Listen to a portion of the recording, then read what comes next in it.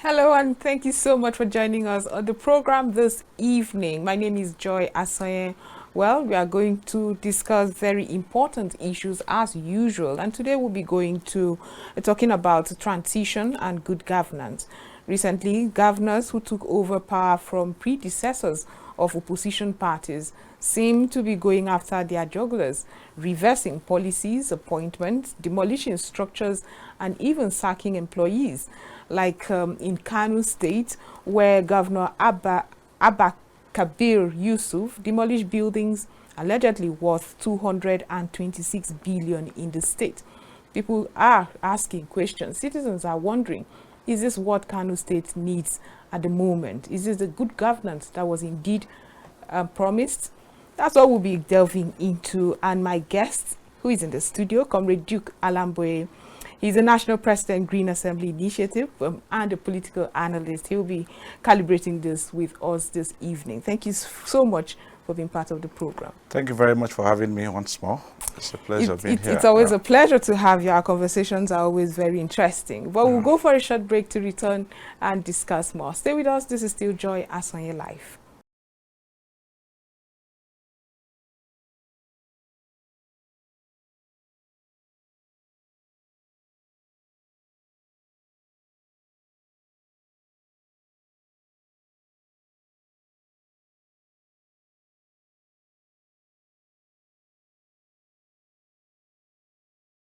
Welcome back from that short break. I actually forgot to announce that on today's edition, half hour into our conversation, phone lines will be open. So at that point, you too can participate with your questions and comment. But of course, you know that when you do comment, especially on a national television station such as ours, you will be careful with your utterances. But let's go to the heart of the issues right now. Well, the transition and good governance, where do you set the line? It seems like we're seeing the governors who are coming from opposition parties attack, as some have even called it. But what would you call it? Is it part of our democracy? Well, Joy, is very sad that we see things of this nature, and but of course you cannot take it away from the Nigerian content. Most importantly, that's why it's eminent that a governor in power, any governor in power, should be able to do his or her best for the development of his or her states. It is becoming too worrisome seeing governors come on board and begin to destroy or call back fantastic projects and policies of their predecessors. It's so disheartening with what we are seeing. I kept asking myself why they were campaigning. Why didn't they tell the citizens of their states that when they come into power, such policies that are not friendly, A, B, C, D, will be attacked, or buildings or structures that do not belong to good posture in the state will be demolished? Or what we're seeing today is quite worrisome that these people come to power and what they want to do is to revenge at the expense of the citizenry, at the expense of our growth. I think what is eminent for everybody, anybody that comes to power, is to kick off his manifestos. They've told us a lot of good things while they were campaigning, and these things they are doing weren't part of the campaigns they made. I think is uncalled for. I think it's a waste of our common resources. I think it's not matured for democracy. They should do better than what they are doing. And the attack they keep putting on themselves, the citizenry, have the effects at the end of the day. So I really condemn these attitudes or these activities of governors that come into power and then begin to attack whatever their predecessors have done. Right, but there's also the question of if this structures, for instance, were illegally erected, is it something worth checking? Should it be considered at that instance now to demolish? Well, let's look at these are not common structures. These are edifices, and these are structures that are worth millions or billions of Billions, naira. really. If going by what a particular non-governmental organization said here, 226 billion naira went into some of those demolition structures. Joy is madness. When a governor assumes office and all he wants to do is a payback. Let's even say, for instance, let's go with the governor of Kano State. Say, for instance, what his intentions are. Maybe the outgoing governor is having the possession of that building, or it is on an illegal structure, or it is obstructing the design of the city. Here is a governor. The first thing he's supposed to put in mind, or the first priority he's supposed to have in mind, is the cost for building that structure and what that structure meant for. Is that structure is meant for. I think these are the basic things you should consider before talking about demolishing such an edifice where so much money has been put in by the president. So I think it is not, there is no justification to that. Wherever that building is, it has not collapsed. It's not a threat. They have not announced that it is a threat to, or a disaster to humanity, or that it is. The government have not come up to, the Kano State governor or the government have not come up to say something tangible as to why these demolitions are going on. I just think that is a bad feelings to pay back the governor, but it's for the purpose of why you are in government. This is a week, a month plus or so that it happened. It started happening in 6 days after he assumed. So I think it's as if he came into power to revenge, witch hunt, which hunt those activities. I totally condemn it. I don't know any of them, but we shouldn't encourage this kind of democracy. If fundamentally you found out any discrepancies or any differentials in the conduct of that edifice, or which is natural to find out, and you feel that it is not good, I think to demolish it is not the good thing. If maybe, I also know that some governors at the end of the day want to own, you will not know. They would have built edifices at government properties, but at the end of the day, if their stooges didn't succeed them, you will discover that those buildings were all actually built on their names. I can take an instance of far back when Oji Sokalo was governor of Abia State. The Abia State House in Abuja here was named after him. Everything, the papers were under his name, until a different governor who does not support him came into power. That building was not demolished. Rather, the process was changed and then renamed back, and that's how they call it Abia State. Yes, Abia House now. They now own the building. So these are the fine processes we want to see of how people how governors, incoming governors, can take over government properties. And I was once, during Ameshi's tenure, I was once handling a car that belongs to River State government. When Nyesom Wike came in, they shortlisted those vehicles and started trading all of us. And from the answer of the Minister of Information, myself and some other people, they retrieved the vehicles. They didn't burn it. They didn't beat us. They didn't beat us up. But for the sake of recovering the state assets, properties, they were able to recover those vehicles. And this is the way they should go. It's painful, and it begins to infuse a sort of fear in the minds of in the actions and activities of the citizens around there, and they begin to wonder, is this actually what? Because in Kano, Kwankwaso is a very popular personality in Kano, and his party had won the Kano seat. What is expected from the governor is a immediate kickstart of progression. He has a record to break. I'm sure Ganduje has also done well in Kano State, from what I've seen and I've heard. So he has a challenge. This is a party that is a minority in the country, and they came all the way to beat.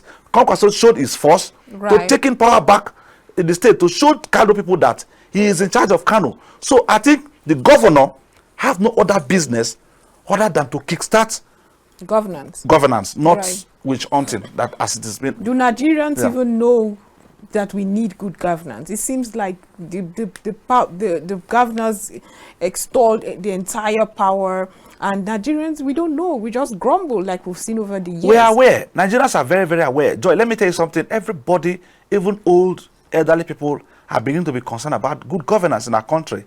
What happens is the high-handedness of some governors.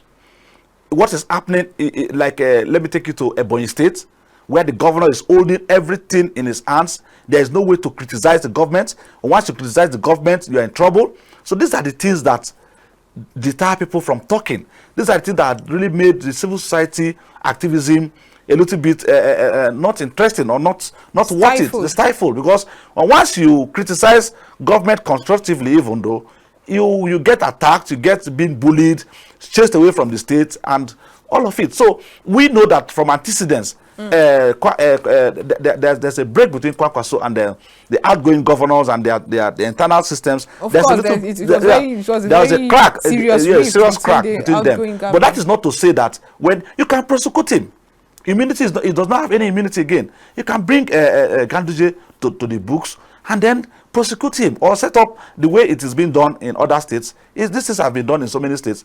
Set up a panel to investigate his activities, the buildings, instead of destroying them. They could be outrightly sold out, and government would have made more money from those proceeds. However, I want to also believe that the governor is not insane. I'm sure he has his right to ask why he is taking those measures, but I think I want to condemn total demolition of those structures, other than refining the system, getting the process done. And if it is something that would have gotten the name of the governor, where that is supposed to be the government property, you call back those processes and then own it for the state, and then put it into judicious use instead of demolition. Look at the unsettlement it has caused in the state. People are confused. Kwankwaso is known for a developer, and his party is in power. What they've seen for the past few days, the governor came into power, is demolition, bringing back the emir and all of that. He could have his good intention, but for goodness sake, we want to see a clear process to these activities, and so that Nigerians will really know that, oh, this is why this is happening, this is why this is happening, not just, taking we've action. also seen the case in Benue State where former Governor Autumn was also invited by the EFCC, and the present governor is also talking about recovering government assets that were all over the place, that the cronies, in his words, cronies of the past governor had carted away with. At what point do you fight this simultaneously delivering good governance to your state? Okay, you see, one thing, I'm a preacher of continuity in governance. Lagos State today, as it is, had enjoyed that privilege right from when the present president we have now, Asiwaju, was the governor, down till Sanwo-Olu we have today. They have had successors that have succeeded projects. So you've seen Lagos develop from one stage to the other. One of the advantages we used to have in Nigeria is when an opposition comes into power. Right. You can look at it in two ways. The government of the day begins to find time to critically criticize, analyze, take back those excesses the outgoing government is holding, government funds, so it brings about a prosecution, calling EFCC into the issues, setting up committees to scrutinize the activities of the past government. These are the ways to go, but I think it deters the functionality of the government. It should not become a mainstream, an activity of governance that you are in power today now. You've not, in 100 days, in 1 year, you've not done anything. The achievement you have is your predecessor, ensuring that properties taken by him, properties of the state that was taken by him, are recovered. It should be a less distraction to you. What we Nigerians are looking for now is good governance, and that starts from the immediate day you come in. Look at the president. Immediately came in, whether it is the short-term suffering or whatever, he has kick-started a process that is seemingly giving confidence to Nigerians, and is also checkmating the criticisms of his actions. Exactly. that is carried out. That is because in the case of Benue State, yeah, that's what I'm saying. For continuity, yes, it's so sweet, because I don't think Asiwaju today want to prosecute the Bora administration. But I'm also sure that let the ministers and then the security agents settle down. I'm sure that there are some persons that they really want to check into the activities. Because that's we are seeing what is happening in the EFCC. Right. We are seeing what is happening in to the CBN governor. These are subtle ways. In as much as these activities are going, the president is focused in doing what he's doing. I want to commend the Benue State governor, president governor. Yes, it is eminent and correct that if he perceives that the outgoing government has not done very well, and maybe they have acquired government assets and finances in their coffers, they should prosecute them, allow EFCC to do their work. But it shouldn't be his main job in 100 days in office, or 2 months or 3 months in office. He should concentrate in good governance, delivering good governance, while the security agencies are left. That's where I want us this. to There is no party that. If you will let me just ask these questions. It's also concerning that those who continue from the same political party are not saying anything, and it beats me. Could it be that there's a cover-up, and that is why you see governors fighting tooth and nail to ensure that their predecessor emerges a successor within the party? Because, for instance, if the Wike did not win the election, and I'm talking about the times when your properties that was even in your possession had to be returned. I've not even gotten to why you would not have even in the first place delivered those properties when you knew that administration had come to an end. Imagine for a moment that Wike did not win the election, and the APC candidate at the time had won. Do you think that asset would have been pursued? No, sometimes there are positivities to succession when your party man succeeds you. Sometimes most of those vehicles or assets in the hands of facilitators of the former government may still have roles to play, or they will know how to reorganize them without public notice. Or it is not true, or embarrassment. It is not true that today's SIM, for instance, in River State, has succeeded Nyesom Wike of the same party. It is not true that SIM is not sitting down carefully to assess the assets of the government. It's difficult to believe because of the nature of our politics. But I am also sure that SIM, the present governor of River State, they will not attempt to dive into projects, however there is none, projects that are not meaningful, or duplicating projects that his predecessor have put in place. Nyesom Wike has done lots of infrastructural development in the state. So we are not, you can see that we are not seeing SIM seemingly diving into same developmental projects. He will now begin to expand his horizon or his plans for development. This is what also happened. Now, if in such case, some handlers during the Nyesom Wike's administration still have A, B, C, D of government functionaries, and perhaps today we are seeing Tami Danagogo had returned to as SSG. For instance, he was having government vehicle. Nobody would have taken it from him because the government is continuity, and they know the people that can deliver such dividends furthermore. So it is worrisome and becomes a little bit constraining when the government changes. When the government changes, there is this very harsh manner they want to retrieve. But it's supposed to be a man-to-man, gentleman agreement to say, these are what you handed over. These are the things you've not handed over from our records, and then invite a committee, provoke a committee to such effect, and let them carry out their jobs. When it is found want, or one person or the other is found wanting, then they can go into that. But this, but does that happen? Does that happen? This is the right process, Judge. No, what I'm saying is, have we seen cases where seamlessly those things are often returned? Because with impunity, I mean, nobody goes to court or they are talked over. In the first instance, the whistle blowing. Yes, in the first after instance, his predecessor is of the same party. In the first instance, if you, as a governor, you will not have the capacity or capability or the willingness to pursue these things to the letter, why start up with them? Why begin to make those air, toss the air with such activities? Do you understand? There was no need, because you are also spending resources and time in pursuing that while you would have sat down, planned an economic thing that would have been pursuing your dreams and aspirations for your country or for your good service and delivery. You understand? So if you will know, if you may not be able to pursue those things to their later stages or recoverable stages, there was no need actually pursuing those causes. So they intermingle. It's a clear evidence of a clear stand of revenge and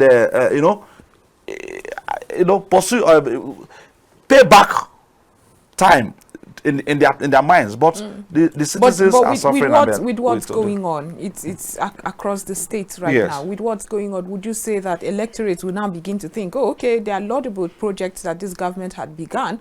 We are not sure that if we give the mandate to an opposition, he will continue this project, and so okay, let's ensure continuity. Do you think in the long run, if this is not checked, yes, the long run, yes, I agree with you, Joy. The long run effect of this is also one that the government should understand. Now, you have 4 years as a first term, and if you had used, or if you're using 1 full year or 2 years, not doing anything other than pursuing recovery from your predecessors, it also have an effect when your tenure expires. People will begin to ask, what have you done?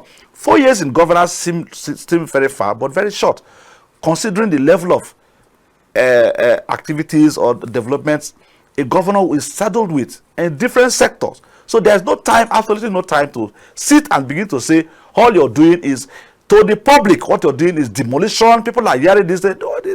Governance is not fight. Even those things, sometimes I agree with you that there are some very good measures or good intentions towards all of these activities. What I'm saying that it should not deter your developmental project, and then people must begin to see that. Look at the president. I want to use him as an instance because for now he's trying to be a role model. It, as much as he is dealing with people that defaulted in the past administration, is keeping the pace on. They are looking at how they can chase away illegal expenses or uncalled for expenses to see how they can gather their forces to produce good governance for Nigerians. So I think this is the way to go, other than making people feel so tensed. Cannot today, as the citizens are panic. There's panic. People don't know where to put their heads. Don't even know the direction of the government. Okay. Well, you have really said it all. However, if you have to advise governors who maybe have seen lacunas but still have so much work to do. There's so much work to do in Nigeria, especially when you look at states and the revenue they are generating, when everybody does have the potential to generate. What would be your advice for governors who see these lacunas and yet they have so much work to do, and how they can balance it without panicking, like you said, panicking the indigent? They are aware. They are all aware. By the time this NNPP governorship candidate will be leaving seat, it should still be done to him. So this question is very apt.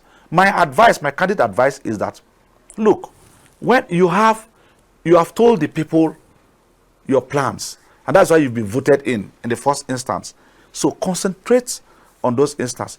I also agree that sometimes they come into power and then meet empty treasuries, and so much defaults in the system. Pick them up. Merge them, make sure that you have a focus, a right direction of focus in your own program, so that you don't key off your program.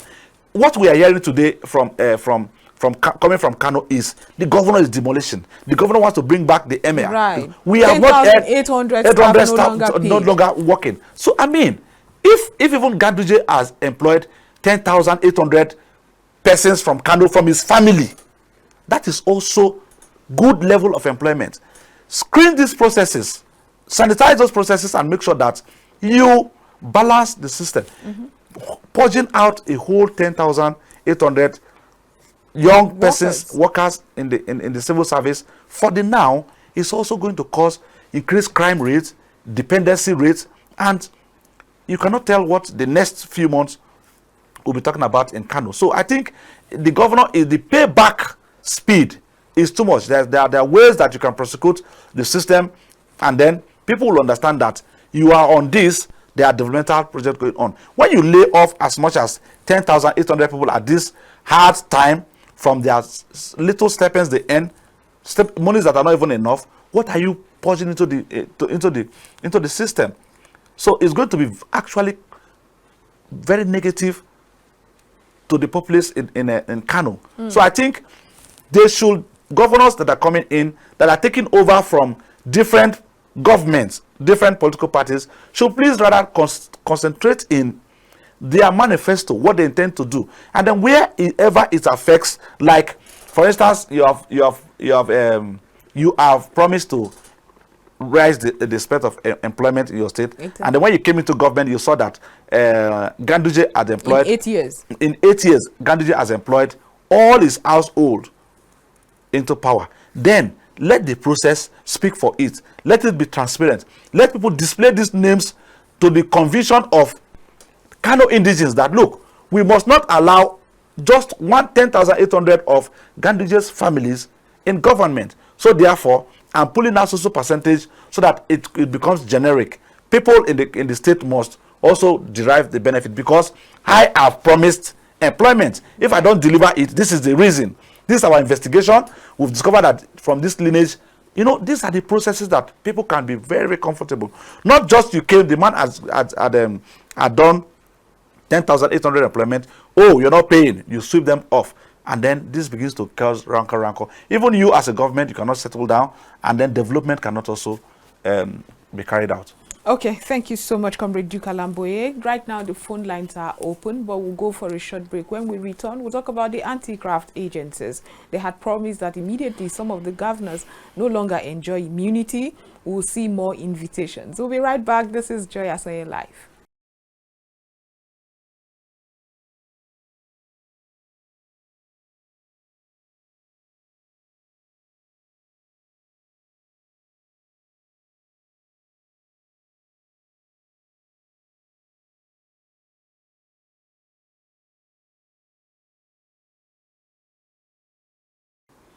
Welcome back from that. We've been discussing transition and delivering good governance. And we'll be discussing with Comrade Duke Alamboye. He's the National President, Green Assembly Initiative. He's a political analyst and a lot more, but we're not getting into that. Anti-graft agencies had promised that with so much going on, the governors were acting like mini gods in the state. The spending was one. A lot of Nigerians looked and said, oh no, this couldn't have been assented by the state houses of assembly, but they were doing as it pleased them.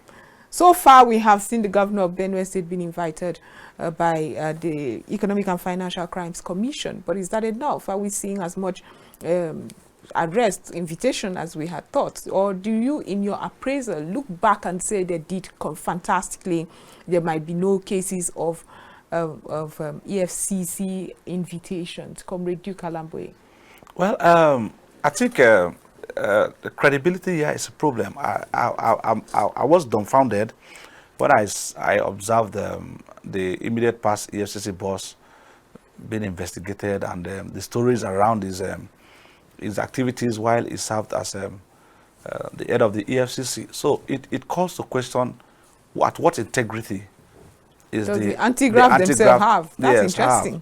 To inviting offenders or supposedly perceived offenders. So it's not something I would have wanted to dive into, but for the purpose of our discussion, I think before you invite somebody for corruption, you must free yourself from corruption. And we want to see a brand new anti-graft agencies in our country. Basically, mostly the EFCC and the NCPC, right? We want to see them free themselves of all these allegations, get firmness in what they are supposed to do, the act of which they exist, and see how they can lawfully prosecute these persons. Until that is done, everybody will begin to challenge the integrity of the body. So it tossed me to a corner. How do we discuss such issues? How do we come about such issues? Who is there? Who is making the invitation?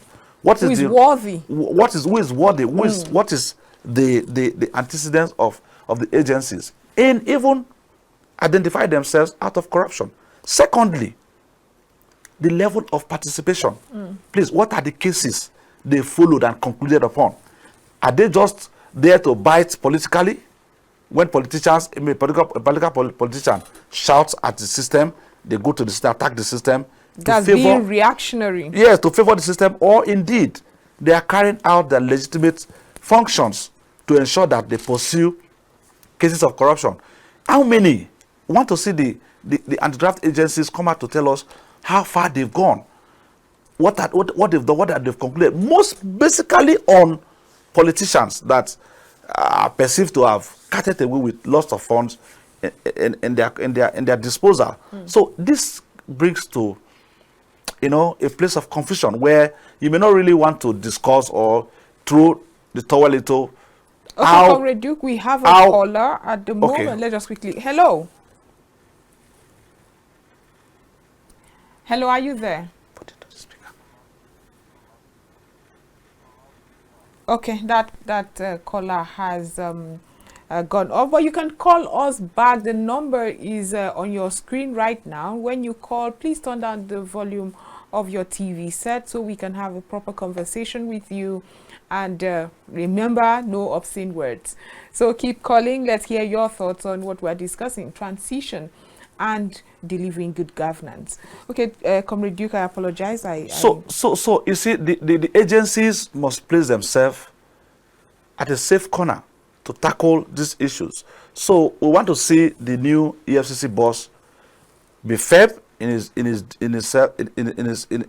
duties, in himself, and carry out due diligence in what he intends to deliver for Nigerians. There are so many cries in different quarters. Governors have been so high-handedness in the carried out their duties, financial misappropriations, and all of what that is on board. They should, without bias, see how they can invite them, investigate these issues seamlessly, and get results for Nigerians. Results here must not be in the negative side, must not be, oh, even though the person has not done anything, because of such prosecution, you must indict the person. Let people come out of EFCC net free, and let's applaud the EFCC. Let people come out, go in the EFCC net, and be hung there and jailed, or whatever, what they call a punishment, measures that is assigned to any of these things, and then let's give them the credit. But I think the EFCC boss had made a frantic statement, and I said that they are very positioned with the mandate given to them by the presidency and the act that established them, that they are going to pursue these issues. Nigeria must be better. We must pursue at least corruption to a zero or minimal level in our country, so that leaders will begin to know that the essence of governance is to serve and develop their jurisdictions where they are serving, other than cutting away public funds and going scot-free with it. So we want to see the EFCC boss really put this into play without bias. One thing that always also baffled me is the level of you know, the partiality in what they do. You know, you are APC. If APC is ruling at the center, APC's governors are immune, and then of course some of them are still finding themselves into appointments, so nobody is inviting them.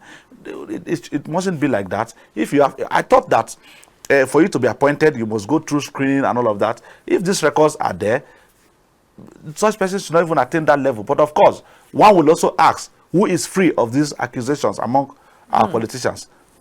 Okay, but are we seeing whistleblowing as much as we should? I mean, recently, Chief Edwin Clark had to do his own part of whistleblowing, calling out rather, the former governor of Delta State, Ifeanyi Okowa. He mentioned how the governor owns a bank, how the governor misappropriated the 13 derivative, 30%, yeah, the derivative that comes to the states, all the allocations that come, and he had, according to him, I mean, he's an elder statesman, so his words are taken seriously. That in a state where opposition didn't take over, it was a seamless continuation. However, we are seeing this. But I, like a Nigerian who is developmental in my stance, would always say that let's see more whistleblowing. Are we seeing that? Are Nigerians interested enough to even recover money scattered away by these ex-governors? Frankly, I want to congratulate our elder for taking such steps, but it's not just enough. There are set aside processes to acquire this. I don't think if you don't have the evidences of what you're saying, it may not hold water. Anyhow large, unfortunately, the social media is there to hype these these activities, but their processes is mature enough, is learned enough to know that if he wants to call out the outgoing governor of Delta State, Ifeanyi Okowa, there are legitimate ways of doing it, so that it does not sound scandalous. Because until a court of competent jurisdiction or findings are made, obviously, he cannot ascertain the truth of what is said. There are mere speculations up until there is investigations and evidences of what is said. So I think in as much as Edwin Clark is trying to save the face of Deltans and trying to make sure that their resources or whatever he has alleged that is in the coffers of the past outgoing governor is brought back to the state, he should also know that it's eminent that he does it in a good manner, in a legitimate manner, so that it does not seem at the end of the day witch hunting again, as in the case of what is happening in is that what's going to be called now? In Kano. So if because somebody now Joy, if you are alleged of such related, let people know where to channel those cases to, other than coming to the social media front or to the public to begin to cast aspersion on the goodwill of Senator Ifeanyi Okowa. So far as it is still alleged, I will not be able to indict him until things are done in the right process. But you're not there's a new governor. There's a new governor. You're there's a new governor on seat. Are we seeing more people blow whistles like this? Why are we not seeing more people? And if there are, why are we not seeing more invitations? There's hardship in the country. The whistle-blowing policy, what happened to it? It became alien. It became abused. It was abused. So people don't want to risk themselves to doing that. The likes of Chief Edwin Clark, I think he's not blowing whistle for the purpose of that. I think he's a frank leader that is coming out to say, at the time that the governor is not having, the outgoing governor is not having immunity again, this is the time to prosecute this man. Person. I think that's what he's doing. I don't think he's blowing whistle to gain whatever it was or it is from the whistle-blowing policy and all of that. People like that are scarce in our society now. At his level, he fears no harm. So he can have the infantry to say whatever he's supposed to say, but I am insisting that it should be constructive. So if you take it back to whistleblowing, I'm afraid what has happened, the whistleblowing processes the whistleblowing activities that happened, were they compensated actually as promised? Were they protected? The whistleblowers, were they protected from the accusers or people they blow whistle to? What happened? The whistle they blew, the proceeds, what happened to it? So these are the million-dollar questions around these activities, and people will be deterred, or people have been deterred from taking, participating in such activity called whistleblowing. So I would not want to relate what Chief Edwin Clark did to whistleblowing. I think he's a bona fide stakeholder in Delta State, and at his age and stance and level, he wants to vehemently tell the public that, look, following the antecedents of what this man has done, I think is corrupt. He's having the funds of he has mismanaged actually the funds in 8 years of Delta State and should be prosecuted. What I'm insisting here is good enough and learned enough to know the right processes, the legitimate process to do that, and that is the way I want him to go, so that it does not escalate into frivolity and maybe scam or scandal at the end of the day, when actually if Okowa is being prosecuted by the agencies and found not wanting, it will begin to be a case of bantering between the two elderly statesmen that are supposed to join their hands to promote the workings of Delta State. Today we have a governor in Delta State, and coincidentally is a party faithful. I think it's just the immediate outgoing chief of staff or whatever, speaker or something like that. So it's continuity, and one will be asking, if this allegation is coming from Edwin Clark, what will be the position of the governor? Can the governor boldly say he wants to prosecute, investigate his master and come up with credible results or findings? Will he say that he was leaving his predecessor to the hands of the EFCC to prosecute? There are laws, there are also judgments that have come out to say that these activities are left in the hands of the National Assembly, the state assemblies. If the state assembly at the end of the day says well, we appropriated such funds, and to the best of our knowledge, it was judiciously used. It renders the call for execution or whatever investigation from Chief Edwin Clark in nullity. So these are the issues around these things, and we must be deliberately careful on how we pursue these issues so that it does not, at the end of the day, come back to scandal or a payback or a witch hunting. So this is my case. I think it should go through the right process, right, so that Okowa will know that, okay, he's been challenged, and then people will begin to investigate the level of discrepancies he has in but while he was governor of Delta State. Does it also concern you that during governance, I mean, this immunity clause that protects government makes it almost impossible for the anti-graft agencies to still go back to them? Would you suggest that we do away with the immunity clause? The immunity clause is good. Nigerians are what, how will I put it? They are petty a little. So if you remove the immunity clause, I would some Nigerians are petty. there. I'm going there now. If you remove the immunity clause from a government or a governor, at the end of 4 years, an opposition would deliberately want to distract that government by taking them to court every day from one matter to the other. Any slightest thing the government does and then it seems not correct, they go to court. So that is why deliberately that clause has its function. It guides the government of the day to concentrate on what they are doing. However, immediately you're done and there's cause for prosecution, you can be prosecuted. But my worry again is that there's a judgment so far that states that it's only the State Assembly that can actually say that the monies that we appropriated for development or whatever function in the state was mismanaged. So if Edwin Clark is shouting and the assembly sits down to say no, to the best of our knowledge, those monies were judiciously used, it renders his allegations nullity.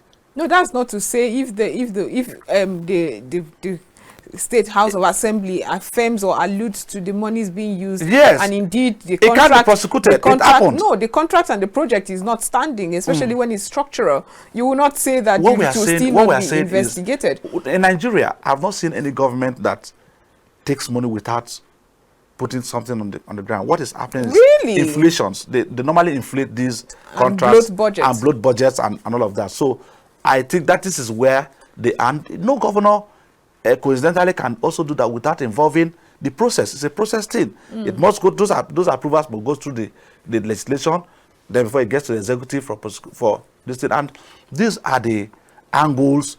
It's a huge come together to cut the state's cake. So when everybody had cut it, one man cannot pay for the evils done by everybody. So it's not too easy. So if you want to see sanity, for the anti-draft, well, if you want to see sanity, which should there's a what they call bureaucratic process.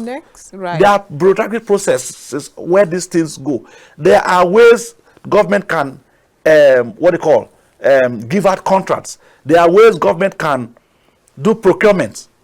So until these things are looked into carefully, we may not really get it right. When the governors of these days, they are very high-handedness, and when they are there, everything they say, governor can just stand up and say, today we are doing a 10-kilometer road, and it stands. Without the approval of the National Assembly. It's a matter of calling the speaker and say, please, tomorrow we are appropriating this, and they go to that, the eyes have it, and those projects flies the way. And of course, that is why they almost drink some sort of old 40-year-old scotch and all of that. So it's not easy for an outsider to shout foul on this process and get away with it. So this is also one area the anti-graft agencies are not finding it easy to penetrate for good investigations. Right. Yes. But should we also have this opposition within the House so that the governor does not become a master of all? Would the governors even let that happen? In an instance of survival, there's no opposition. If you're opposition, you're sidelined. It's like you don't understand what governance means. The governor wants to develop a project in a community, a project to be done in a community. Where are you coming from? Who is the assembly member that wants to stand against it. So these are the issues. I mean, in cases where the no's have it, there is no time the no will have it.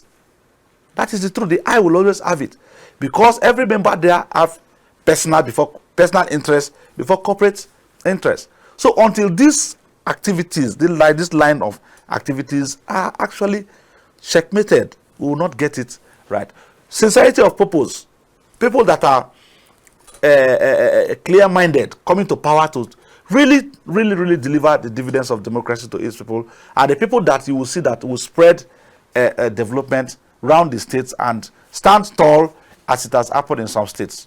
Okay. Now, let's talk about the people. Because when you listen to your governor I'm not sure why you're making that face. You have already started feeling attacked.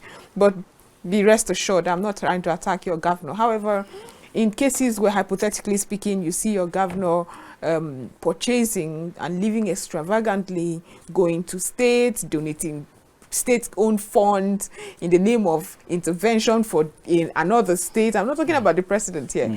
I'm not talking about the federal government. I'm talking about a governor of a state. You know, what would you suggest that can be done? I mean, to bring him back. Would you say that civil society organizations? We're a federation. I'm just saying. Okay, would you say that civil society organizations are doing enough? Would you say that the media is doing enough? And if the media does more, would we see a change? Well, the governors have what we call security votes. If a governor needs to intervene in a dicey situation of another state, it is his prerogative, it is his concern. And I'm sure, having done that, he would have consulted his cabinet to have an understanding that they are only having a lending hand to a particular state. For instance, I know what is coming to mind is the River State factor. If we look at, you said it. I'm coming. If we look at the instances where monies have been given to other states, it's an interventionary process. Joy, if a state, nobody's also going to come out to say that Wike didn't work in River State. He did his job, and if he's having little to assist less privileged or struggling states or injured states at the time, fire gutted states and all of that, I think that is the fairness, and this is the collaboration governments should have.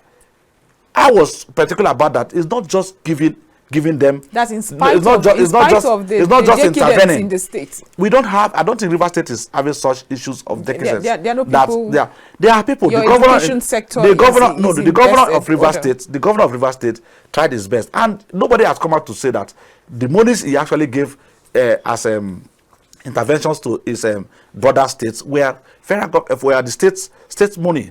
People should investigate it. It could be interventionary. There are so many levels of interventions a state can do. So it could be interventionary monies that he would have also used in helping. I'm not a spokesman, so I'm not saying that is what it is. You got emotional. They can investigate what he has done. I'm just saying, hypothetically speaking, yes, don't get emotional. I'm taking you to an We've instance. also seen cases where governors are living extravagantly. We're seeing the cost of governance. I remember a governor having 2,000 essays. We have governors who have several essays such as that. We have the convoys that run on and on. Yes. And we can see that the cost of governance is shooting and all that. So just get a little disassociate we really need to bridge all of these excesses. That is frankly speaking. We really need to bridge all of these excesses, and this is what we are preaching. And this is what keenly the present federal government is trying to achieve. They are trying to streamline. Where are those unnecessary expenditures in the states? Sorry, within the federal government expenditure circle. They are beginning to shave them away so that they can have tangibly what they have to do projects in the country. So I think state governors should take a leap from what the federal government is doing today. Put off all those activities that will make you not concentrate in development. We have scarce resources at hand at the moment. So we don't want to see governors that it was on social media, the comfort that came with the president, almost 105 vehicles. And I keep asking myself, don't they have states? Are they not supposed to be in their state celebrating Salah with their Muslim faithfuls and all of that? But these are the activities around it. These are the things we condemn. These are the things we do not want to happen. governors or government or states and the federal government should be deliberate about expenditure and ensure that they streamline and shelve those things that are unnecessary in the cycle of expenses so that they can use scarce resources for better projects and development. Okay. And if they do not? Immunity, they have immunity, like you rightly said, they have immunity. So until after their 4 years, they will have the consequences to be voted out or prosecuted. So these are the two things that await them at the end of 4 years or 8 years, as the case may be.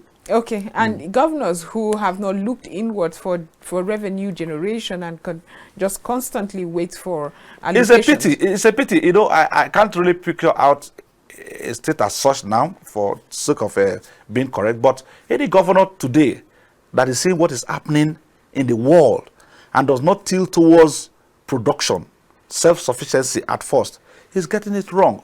Governors should also begin to learn how to bring investors to partner with them to create local sufficiency before they think of exporting or receiving what they call allocations from federal government.